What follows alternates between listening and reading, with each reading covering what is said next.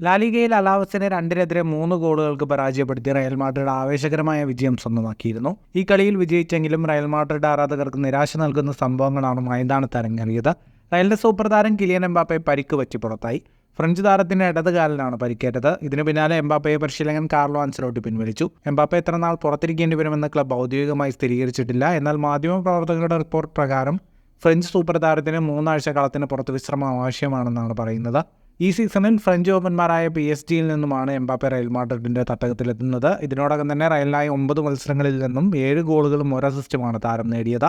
Spanish ലീഗിൽ September 29-ന് Atletico മാഡ്രിഡിനെതിരായാണ് റയലിന്റെ അടുത്ത മത്സരം. ഈ മത്സരത്തിൽ ക്രൊയേഷ്യൻ സൂപ്പർ താരം ലൂക്ക മോഡ്രിച്ച് എത്തുമെന്നാണ് പ്രതീക്ഷിക്കുന്നത്. മാഡ്രിഡ് എക്സ്ട്രായുടെ റിപ്പോർട്ട് പ്രകാരം 4 മിഡ്ഫീൽഡർമാർ അണിനിരത്തിയുള്ള ഫോർമേഷനിലായിരിക്കും റയൽ അടുത്ത മത്സരത്തിൽ ഇറങ്ങുക എന്നാണ് പറയുന്നത്. 7 മത്സരങ്ങളിൽ നിന്നും 5 വിജയവും 2 സമനിലയും അടക്കം 17 പോയിന്റുമായി 2ാം സ്ഥാനത്താണ് റയൽ മാഡ്രിഡ്. ഫുട്ബോൾ ലോകത്തെ കൂടുതൽ വാർത്തകൾക്കും വിശേഷങ്ങൾക്കുമായി സ്പോർട്സ് കഫേ പോൾ തന്നെ സബ്സ്ക്രൈബ് ചെയ്യുക.